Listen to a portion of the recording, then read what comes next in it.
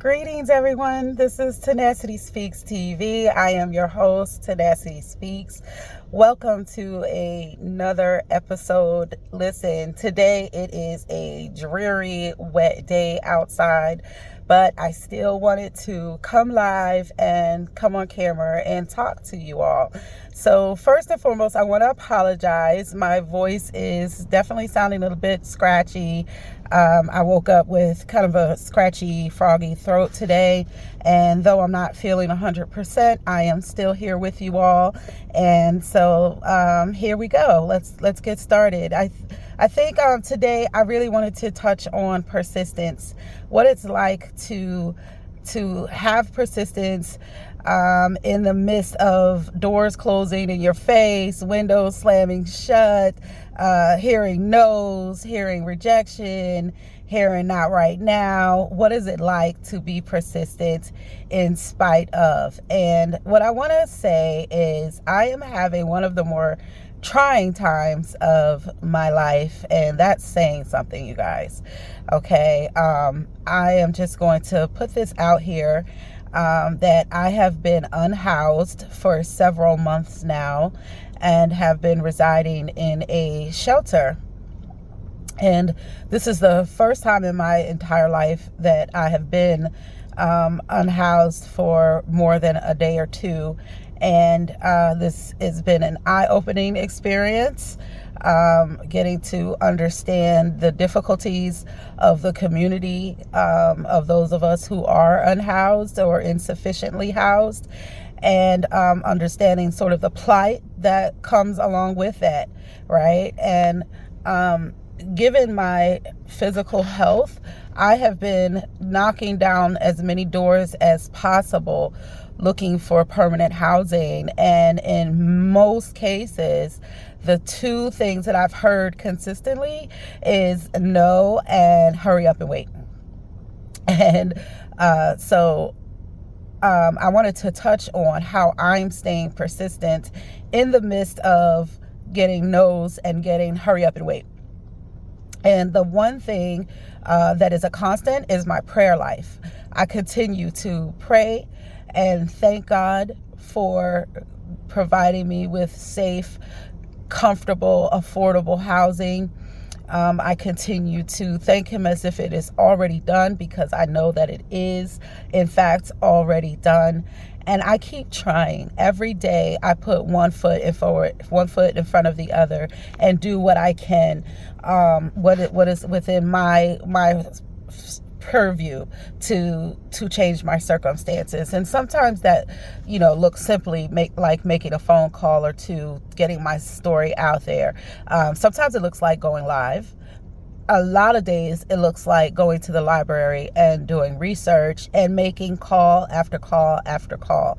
I've reached out to my local church and have gotten connected with a ministry that has been extremely helpful in putting me in touch with the right people within the community to help. And I want to just give a huge thank you and shout out to so many people within my local community who are raising the alarms that there is a woman in the midst of the community that is fighting several lung diseases, all from a shelter, and not having the supportive care services that I need because I'm in a shelter. But I don't say this with shame, right? This is the beautiful thing. There is no shame for me, because I know that any one of us can be a paycheck or two away from destitution, from homelessness, a check or two away from having the bottom fall out, given the state of our economy and our society right now. Homelessness is becoming a very real issue for many people for the first time in their lives. So I know that I am not alone, right? I am not alone.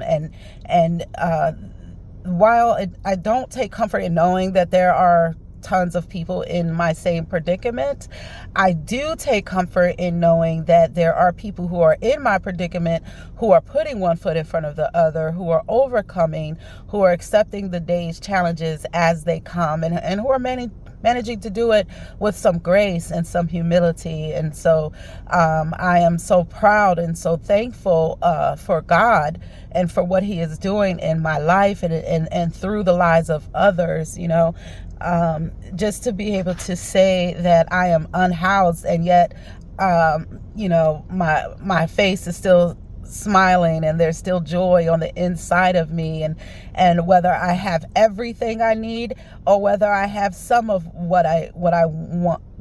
Well, excuse me, let me reframe that. If whether I have some of what I want and everything I need, I am doing wonderful, right? I am doing just fine. I do, in fact, have a roof over my head, a warm bed to get into at night, and a hot shower waiting on me in the evenings. And for that, I am extremely, extremely grateful. There are some health challenges that I face that are not being adequately met while I'm in the shelter. And for that reason, I am doing everything I can to address this homelessness issue that I'm facing. And a lot of it really is just telling my story. A lot of it is getting the word out there that I am in need. I used to be in a former life, I used to be very prideful and very private. So I would never do something such as turn on the camera on myself and say, this is what I'm actually going through for anyone to be able to pick apart. But I do it for a very specific reason now, and that reason is that you're out there. I do it for whoever may stumble upon this video, and you're worth it to me. For me to be vulnerable and transparent, you are worth it to me. I do it for you, for the person that's going to come across this video and is going to need some hope, some encouragement, some inspiration. I do it for you. And even if it's just one of you, then my attempt at being transparent and is well worth it, right? It's a worthy sacrifice to make. And so today, on this wet day, there is light in my heart. There is light in my spirit. I am so grateful. I know that permanent housing is just around the corner. Weeping may endure for a night, but joy comes in the morning. And my morning is coming. And I am so grateful for that. And guess what, you guys? Not only is my morning coming, but so is yours. The sun is going to shine again in your life.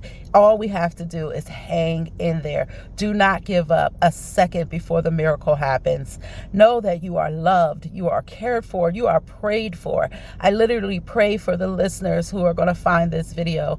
I pray that this video inspires you, encourages you, lets you know that you are not alone, comforts you, and lets you know that you can too put one foot in front of the other, regardless of what your particular struggle is. Mine may be the struggle of homelessness. Yours may be the struggle in your mental health. Yours may be the struggle in your physical health. Yours may be familial. You may have children that are estranged, parents that are estranged. Whatever your particular struggle is on this journey called life, please know that there is a solution. That solution is God. He is freely available to all who would seek his face.